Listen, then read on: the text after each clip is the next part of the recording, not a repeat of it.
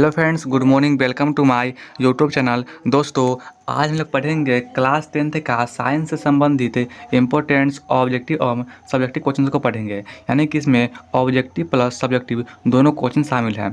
तो पहला है पीएच मान और उसका वैल्यू। तो पहला है 7 से कम, अर्थात 7 से कम पीएच मान को अम्लीय कहते हैं और 7 से अधिक पीएच मान को क्षारीय कहते हैं। और जब जब 7 होता है और जब पूरा पूरा 7 होता है उसे हम कहते हैं उदासीन। अर्थात 7 से अधिक को क्षारीय, 7 से कम को अम्लीय और पूरा पूरा 7 होता है उसे हम कहते हैं उदासीन। तो आज का पहला है जल का पीएच मान कितना होता है, तो इसका आंसर होगा 7, अर्थात यह उदासीन है। अगला है दूध का पीएच मान कितना होता है, तो इसका आंसर होगा दूध का पीएच मान 6.4 होता है, अर्थात यह अम्लीय है, दूध अम्लीय होता है। अगला है सिरके का पीएच मान क्या है, सिरके का पीएच मान क्या होता है, तो इसका आंसर होगा 3 होता है। अगला है मानव रक्त का पीएच मान कितना होता है, मानव रक्त का पीएच मान कितना होता है, तो इसका आंसर होगा 7.4, अर्थात यह क्षारीय है, अर्थात मानव रक्त क्षारीय है।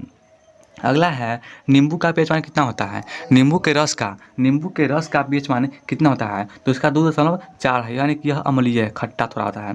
अगला है NaCl यानी कि नमक का पीएच मान कितना होता है, नमक का NaCl यानी कि नमक का पीएच मान क्या होता है, तो इसका आंसर होगा नमक का पीएच मान 7 होता है, यानी कि यह भी उदासीन होता है।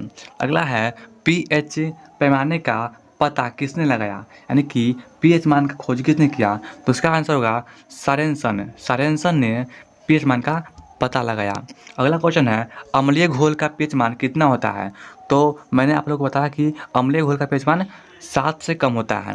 अगला है उदासीन घोल का पीएच मान कितना होता है, तो इसका आंसर होगा उदासीन घोल का पीएच मान 7 से कम होता है, या सॉरी 7 होता है। उदासीन घोल का पीएच मान 7 ही होता है पूरा। अगला है शराब का पीएच मान कितना है, तो शराब का पीएच मान 3.5 होता है, शराब का पीएच मान। अगला है मानव मूत्र अर्थात यूरिन का पीएच मान कितना होता है, तो इसका आंसर होगा 4.8 से 8.4 तक, यानी कि मानव यूरिन का पीएच मान 4.8 से 8.4 तक होता है।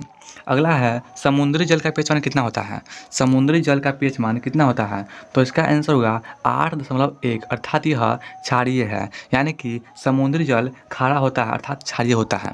अगला है आंसू का पीएच मान कितना है, तो 7.4, और यानी कि मानव के आंसू और रक्त का पीएच मान दोनों एक ही है, रक्त और आंसू दोनों एक ही है, पीएच मान 7.4।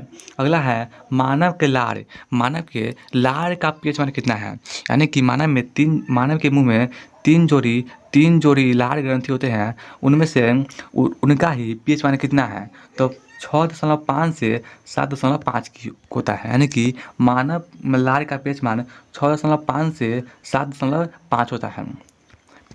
अगला है अब पढ़ेंगे GS अर्थात जनरल साइंस। तो सबसे भारी धातु कौन है, तो इसका आंसर होगा सबसे भारी धातु ऑस्मियम। और सबसे कठोर धातु कौन है, तो सबसे कठोर धातु प्लेटिनियम सबसे कठोर धातु है। अगला है सबसे कठोर पदार्थ कौन है, तो सबसे कठोर पदार्थ हीरा है। और सबसे सर्वाधिक प्रत्यावर्त धातु कौन होता है, तो इसका आंसर होगा स्टील। अगला है गुब्बारों और वायुयान के टायर में कौन सी गैस होती है, अर्थात गुब्बारा यानी कि बैलून और वायुयान यानी कि जहाज के टायर में कौन सी गैस भरी जाती है, तो इसका आंसर होगा हीलियम गैस भरी जाती है। अगला है अश्रु गैस है, तो इसका आंसर होगा क्लोरोएसिटोफिनोन, अर्थात क्लोरोएसिटोफिनोन आंसू गैस है। अगला है हंसने वाला गैस क्या है, तो इसका आंसर होगा नाइट्रस ऑक्साइड, यानी कि N2O नाइट्रस ऑक्साइड हंसने वाला गैस है, लाफिंग गैस है। अगला है जल की अस्थायी कठोरता का कारण क्या है, तो इसका आंसर होगा कैल्शियम एवं मैग्नीशियम के बाइकार्बोनेट का घुले रहना, यानी कि कैल्शियम और मैग्नीशियम के बाइकार्बोनेट का घुले रहना ही जल की अस्थायी कठोरता का कारण है। अगला है, जल में अस्थायी कठोरता का कारण क्या है? जल में अस्थायी कठोरता का कारण क्या है? तो इसका आंसर होगा कैल्शियम और मैग्नीशियम को सल्फेट में घुले रहना। देखिए, जल का अस्थायी कारण है मैग्नीशियम और कैल्शियम को सल्फेट में घुले रहना, और यहीं पे जल का अस्थायी कारण है मैग्नीशियम और सल्फेट कैल्शियम और सल्फेट का कैल्शियम और मैग्नीशियम के बाइकार्बोनेट का घुले रहना। यानी कि जल का अस्थायी कठोरता का कारण है कैल्शियम और मैग्नीशियम के बाइकार्बोनेट का घुले रहना, और अस्थायी का कारण है कैल्शियम और मैग्नीशियम के सल्फेट में घुले रहना। और अगला क्वेश्चन है, लास्ट है, जल की अस्थायी तथा अस्थायी कठोरता दूर होती है। जल में सोडियम और कार्बोनेट को मिलाने पर जल की अस्थायी और अस्थायी कठोरता की दूर होती है। और अब पढ़ते हैं विटामिन से संबंधित प्रश्न और उसका रासायनिक नाम। तो पहला है विटामिन ए। तो विटामिन ए का रासायनिक नाम क्या है? तो इसका आंसर होगा विटामिन ए का रासायनिक नाम रेटिनॉल है। अगला है, इससे विटामिन ए से कमी से कौन सा रोग होता है? तो विटामिन ए की कमी से रतौंधी होता है, रतौंधी। अगला है, इसका स्रोत अर्थात यह रतौंधी किससे कम होती है? तो इसका आंसर है पहला है गाजर, दूसरा है दूध, और तीसरा है अंडा, चौथा है फल। और अगला है विटामिन बी 1। तो विटामिन बी 1 का रासायनिक नाम है थायमीन विटामिन बी 1 का रासायनिक नाम है। इससे बेरी नामक रोग होती है इसकी कमी से, और इसका मुख्य स्रोत है मूंगफली, आलू और सब्जियां। अगला क्वेश्चन है विटामिन बी। तो इसका आंसर होगा विटामिन बी का रासायनिक नाम क्या है? तो विटामिन बी का रासायनिक नाम है राइबोफ्लेविन। विटामिन बी 2 का रासायनिक नाम है, और इसका मुख्य रोग है, इसके कमी से कौन रोग होता है? तो पहला है त्वचा फटना और आँख का रोग और त्वचा फटना। तो इसका स्रोत है अंडा, दूध, हरी सब्जियाँ। अगला है विटामिन बी 3। तो इसका आंसर होगा विटामिन बी 3 का रासायनिक नाम क्या है? तो इसका आंसर होगा पेंटोथेनिक अम्ल। विटामिन बी 3 का रासायनिक नाम है, और इसके कमी से कौन कौन सा रोग होता है? तो इसकी कमी से पैरों में जलन और बाल सफ़ेद होने लगता है। विटामिन बी 3 के कारण पैरों में जलन और बाल सफ़ेद होने लगता है, और इसका मुख्य स्रोत है मांस, दूध, टमाटर, मूंगफली। और अगला है विटामिन बी 5। तो इसका रासायनिक नाम क्या है? तो इसका रासायनिक नाम निकोटिनेमाइड यानी कि नियासिन है इसका रासायनिक नाम। और इसके कमी से कौन सा रोग होता है? तो विटामिन बी 5 की कमी से मासिक विकार और पोलाग्रा मासिक विकार और पोलाग्रा इससे होता है रोग।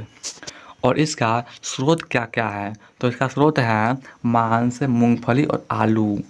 और अगला है विटामिन बी 6 का रासायनिक नाम क्या है? तो इसका आंसर होगा पाइरिडॉक्सिन विटामिन बी 6 का रासायनिक नाम है। और अगला है, इसके कमी से कौन सा रोग होता है? तो इसकी कमी से एनीमिया, त्वचा रोग होता है, और इसके उपचार में दूध, मांस और सब्जी आते हैं। अगला क्वेश्चन है विटामिन H/B7। तो इसका आंसर है, इसका होगा रासायनिक नाम क्या है?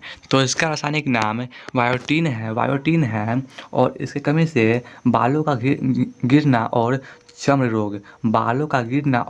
चर्म रोग होता है। इसका स्रोत है ईस्ट, गेहूँ, अंडा। और अगला है विटामिन बी 12 अर्थात 12।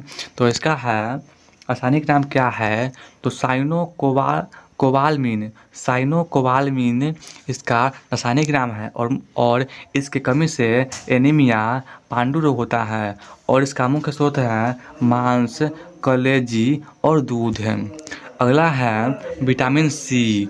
तो विटामिन सी का रासायनिक नाम है एस्कॉर्बिक एसिड, यानी कि एस्कॉर्बिक अम्ल। इसके कमी से एस्कॉर्बी नामक रोग होता है और मसूर फूलने लगता है, दांत का मसूर फूलने लगता है। और इसका मुख्य स्रोत है आंवला, नींबू, संतरा, नारंगी अर्थात अम्लीय चीज़। अगला है विटामिन डी। विटामिन डी के रासायनिक नाम है कैल्सीफेरॉल विटामिन डी का रासायनिक नाम है। इसके कमी से रिकेटस नामक बीमारी होती है और इसका मुख्य स्रोत है सबसे पहले सूर्य का प्रकाश सबसे अधिक आवश्यक है विटामिन डी के लिए, उसके बाद अंडा और दूध है।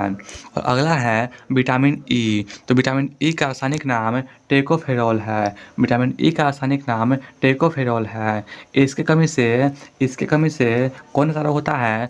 तो जनशक्ति का कम होना। और स्रोत है हरी सब्जी, मक्खन और दूध। और अगला है विटामिन के रासायनिक नाम। विटामिन के का रासायनिक नाम क्या है? तो फिलोक्यूबिनोन। इसका रासायनिक नाम है फिलोक्यूबिनोन। और इसके कमी से रक्त का थक्का न बनना, यानी कि विटामिन के कमी से रक्त का थक्का नहीं बनता है। और इसका मुख्य स्रोत है टमाटर, हरी सब्जी और दूध है। तो आज के इस वीडियो में इतना ही था। इस वीडियो को देखने के लिए थैंक्स। अब मिलते हैं अगले वीडियो में किसी और नए टॉपिक के साथ। तब तक के लिए धन्यवाद।